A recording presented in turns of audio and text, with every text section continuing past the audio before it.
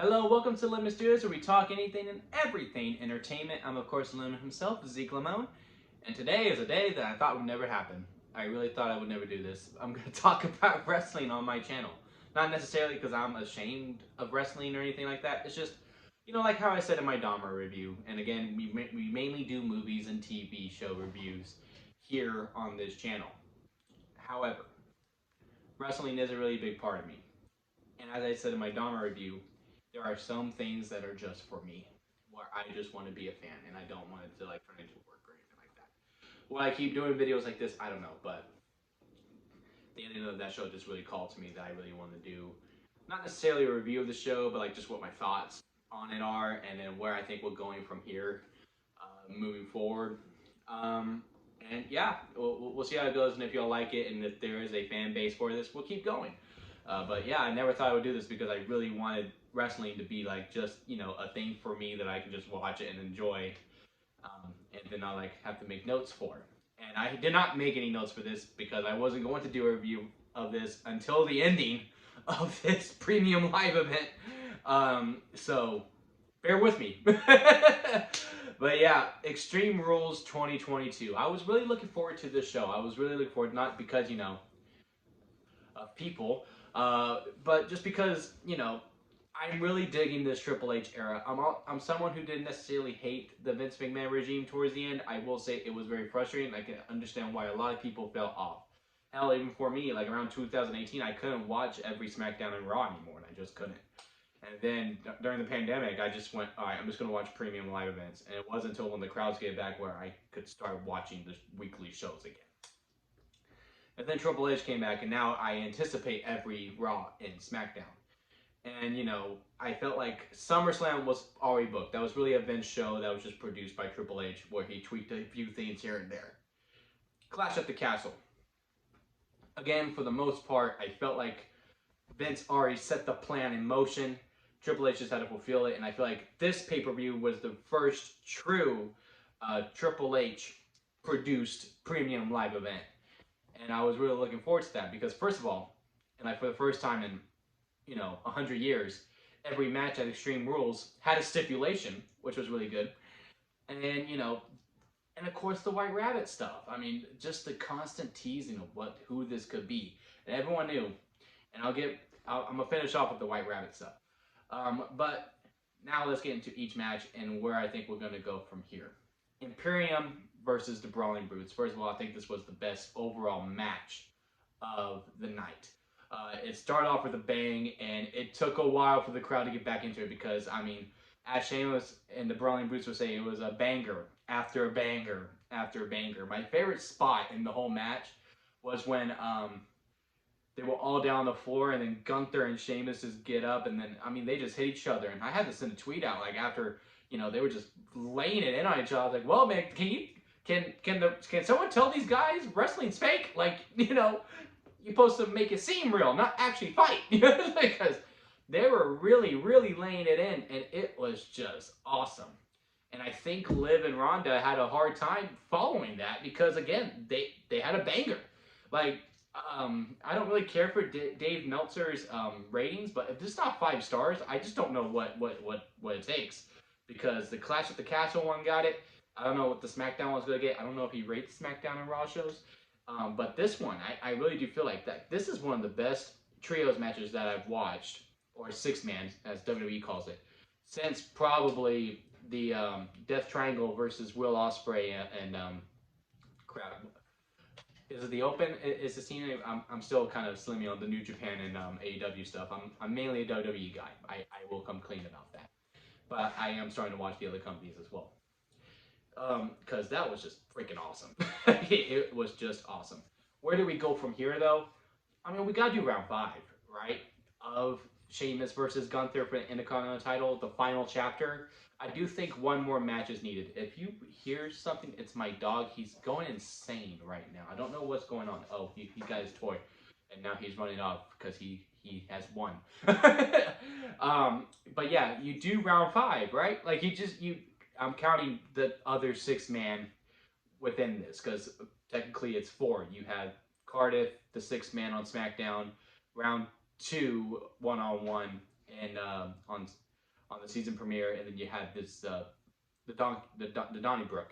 So round 5, Sheamus versus Gunther, the final chapter, no holds barred. So that way, their henchmen also get involved as well because they're very much part of the story. They need to be a part of that final chapter.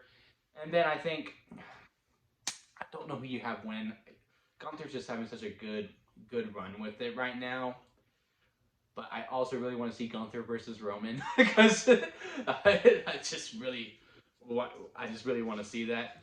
But you have Gunther win, and then it finishes out. So that's where I think we go from there. You do one more round at Crown Jewel, and then after that, again, if this video does well, we'll talk about it then. Liv versus Ronda. Again, I don't think the match was necessarily bad. I see a lot of people online that's like, oh, wow, that match was a mess. It was like a blah, blah, blah. I had a good time with it. I thought it was actually pretty good. I just think the crowd was spent. Like, they were tired after seeing that match. And I think it took a couple matches before they got into it because, what was after that? The strap match? They were also pretty dead for that, too, for the most part. But where do we go from here? Ronda's trying to be heel. I don't think it's going to work. Because Philly's just a really hardcore wrestling town. And they're still like, oh, Ronda, she's an MMA person. So, of course, they're going to cheer Liv. But, obviously, for WrestleMania, the 2 women's matches that we're building up is Bianca versus Charlotte and Ronda versus Becky. Ronda needs to fight Shayna. I think that is our next feud. They've been planting that seeds on SmackDown. I think we go from there. Liv, I guess you can have a rematch, but do it on SmackDown. Don't do it at Crown Jewel. And then, hey, stop. And then go on to Shayna Baszler because I really want that feud to happen. I honestly didn't want Ronda to win. Ronda's one of those women wrestlers where you can have a storyline where it doesn't involve a title because you don't really get that because the only other person that's active right now that you can do that with is Bianca, and Bianca is going to have a long ass reign. So I kind of didn't want Ronda in it just because I wanted, a winning storyline without a title. Like I just wanted that, but not gonna get that, and that's fine. But yeah, go to Shayna, and then we go to November. I don't know if this dude doing SmackDown versus Raw for Survivor Series. Again, guys, I have no notes. It just called to me. But yeah, I don't really have many thoughts on that, as you can see. The strap match was okay. I mean, what is gonna brush through that? I mean, I like Karrion Kross. He has a great entrance, and I think they have great production work on his promos. I think he's a really interesting character. And Drew was a good first step. I just don't think their styles really meshed that well. And I really wasn't a huge fan of the finish. Like, I get it, Scarlett is like a be a savior, but like, if you want to put Karrion as like this type of monster, he should have just won clean. I don't think 2 losses Drew faces is going to hurt him, especially when the first loss wasn't clean, when Solo got involved. So I think Karrion should have won clean. Where do we go from here? I mean, they have to do round 2, right? Like, Drew's going to be like, nah, your girl got in the way. Let's go to Crown Jewel, but this time Scarlett can't be there. You have to face me one-on-one. That's obviously what we're going to do. Now we're going to move on from that. What was 4th? The 4th was the ladder match between Bianca and Bayley. Absolutely phenomenal. Another great match. I still give the Donnybrook the edge over this one, just because I thought it started off pretty slow. It felt like they were overthinking it a little bit. To me personally, I felt like they were overthinking it a little bit at first, and then they started hitting the beats. And I also made a tweet about this match as well because it was a banger. But Bianca's getting John Cena booking. Like, Bianca Belair is getting John Cena booking, and I'm not mad at it. I love Bianca. This is going to be a story to tell. I was at WrestleMania, the one in Dallas or Arlington. And, when Bianca came out and her entrance was going on, I didn't realize how invested I was in the character until she made that entrance with the marching band because I got emotional. I got teary-eyed.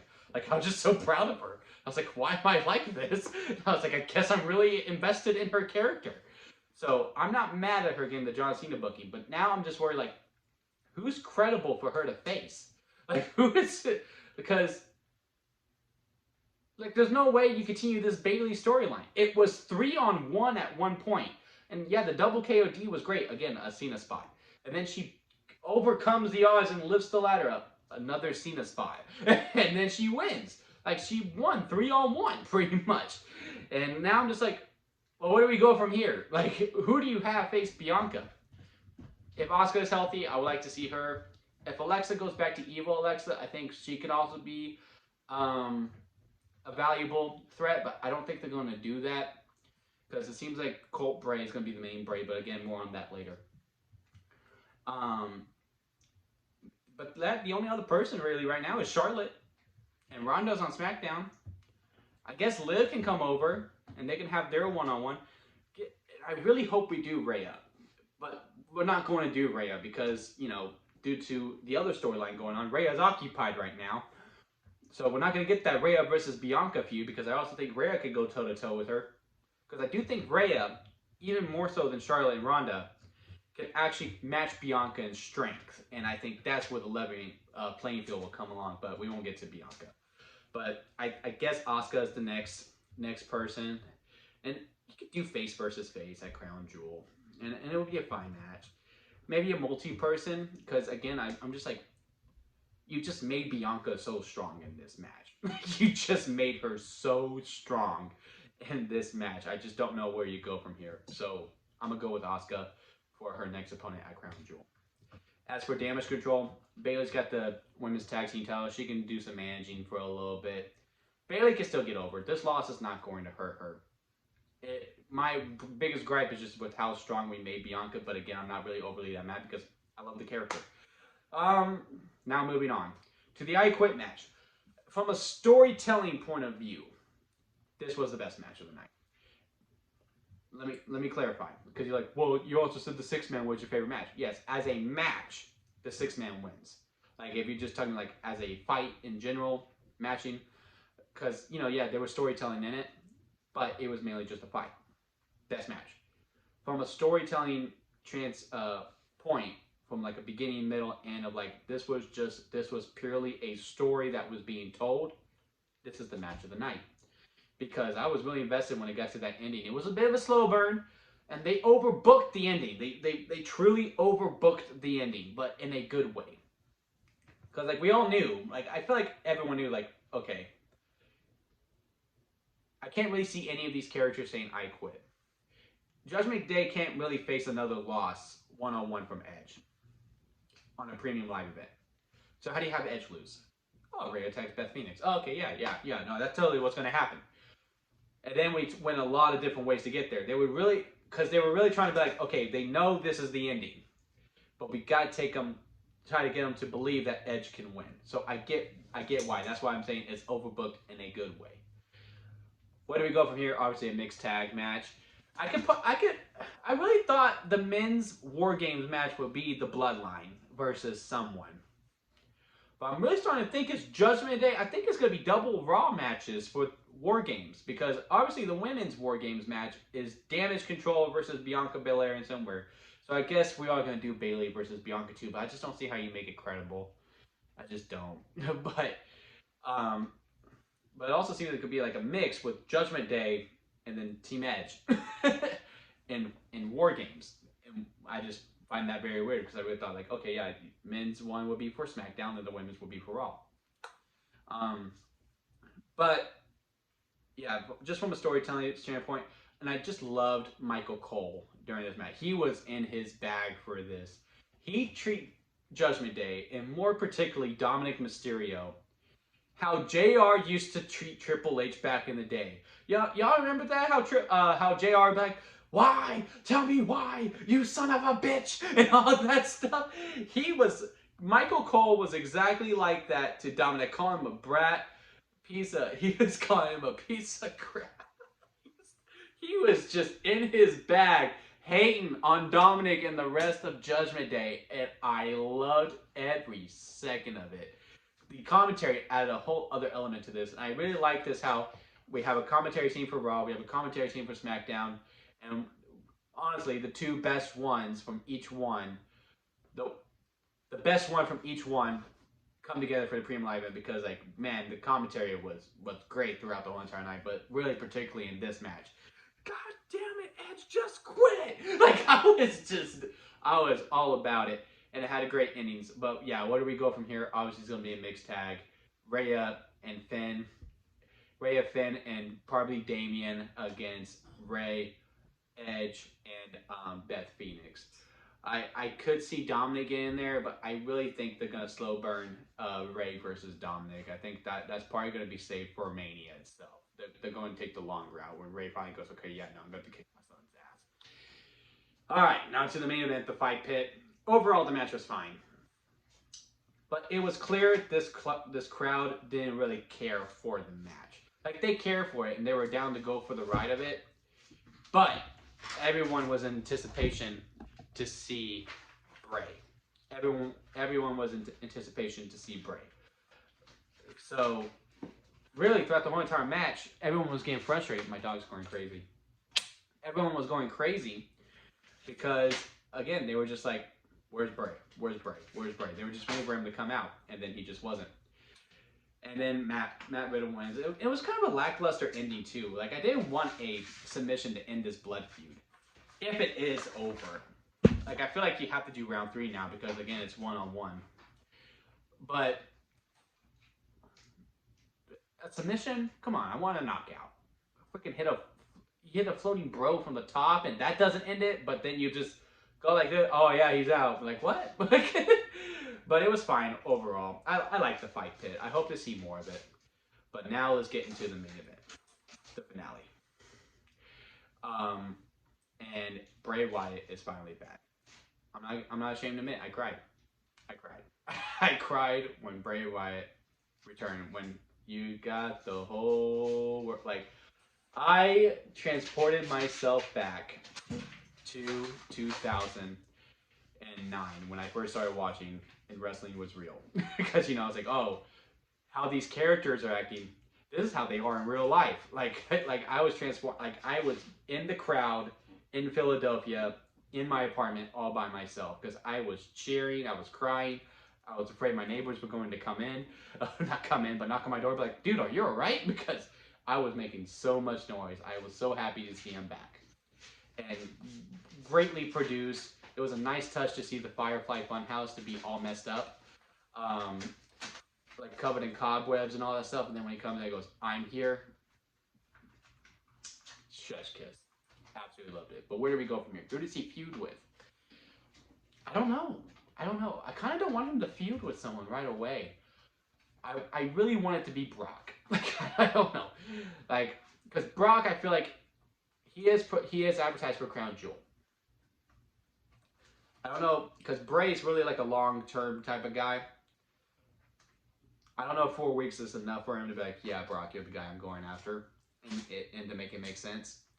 But I just feel like Brock doesn't need that kind of loss, and to really elevate Wyatt, like to really revive him more, because after that nuclear pop, you have so much momentum with him. If you have him beat Brock Lesnar, he is going to be super over, and he will finally be what we all thought when he first came here around what was it? When was WrestleMania 30? That he was going to be the next Undertaker. Yeah, that's the next Undertaker right there. Now how does the character go, dude? He messed up my book. How does he get booked? If they're going to do the many faces of Wyatt, which I hope they do, I hope the cult leader Bray is the main Wyatt, which it looks like that is going to be the case. Because he has longevity. He can be around for a while. The Firefly Funhouse Bray, I feel like, has a limit that it can go to, because he's not really a threat. Like, Bray even presents him not that much of a threat. And you can still use Firehouse Bray, but only for if the feud's gone for a while, and then it's okay, let's take a look at your life, and then Firefly Bray gives that presentation. That's the only way I can see it. But then as for the Fiend, it's okay, I've beaten your ass so many times. let me send in someone who's going to give you even more of an ass beating, and then here comes in the Fiend. Like, that's how I really see how it's going. But you can really just use Colt Bray, and that's fine. I do think we're going to get the White Six, and like they'll have the nickname of like Mercy Buzzer and all that stuff. I did like the live action costumes, but I don't see them actually being actual characters like that actually wrestle. I feel like that guy from NXT, is his name Skyler? I think his name is Skyler, who feuded with Braun for a little bit. My dog wants to say hi, guys. Say hi, Crash. Say hi, Crash. I feel like he's gonna be part of it, and he'll probably be Mercy the Buzzard. I think he'll try to recruit Karen. It depends on what brand he's going to be in. I think he's going to be on Raw, so I don't think Karen will be there yet until later. I do think Dexter Lumis is going to be a part of it. He's trying to get the book again. But, you know, that's either here or there. But, yeah, I think Cult Leader is going to be the main character that comes in because, again, he was presented as Bray, not as the Fiend. Because he came out and he said, I'm here. And then you hear the duh stuff from when he was when the original Wyatt family were out. But, man, I'm just so happy that he's here. But, yeah, who he's going to feud with first? I don't think it's Riddle because I really don't think him and Seth are done yet. They're 1-1. But Riddle also makes like the most sense because his last feud was Orton, and Orton's not currently available. And I don't want him to go to Roman because I don't want Roman to lose the titles, and also it's too early. It's too early for him to want to go for a belt. And I'm going to wrap this up because my dog's going crazy and he clearly just really wants attention. So if you like this video, give it a thumbs up, leave a comment below. I have very limited access to editing, which is why this is all over the place. Like, I'm literally recording on my phone. And I will edit to the best of my abilities, but again, I'm very limited because I am very young into my YouTube career. How can you help me grow into my YouTube career and make the videos better? You can hit that subscribe button and help me grow into that. And again, leave a comment below and let's get some more engagement going. And let's talk about more Extreme Rules and what y'all think the storylines are going to be moving forward. Also, hit that like button if you did enjoy this video. And that'll be it from me, guys. And I'll see you next time at Lemon Studios.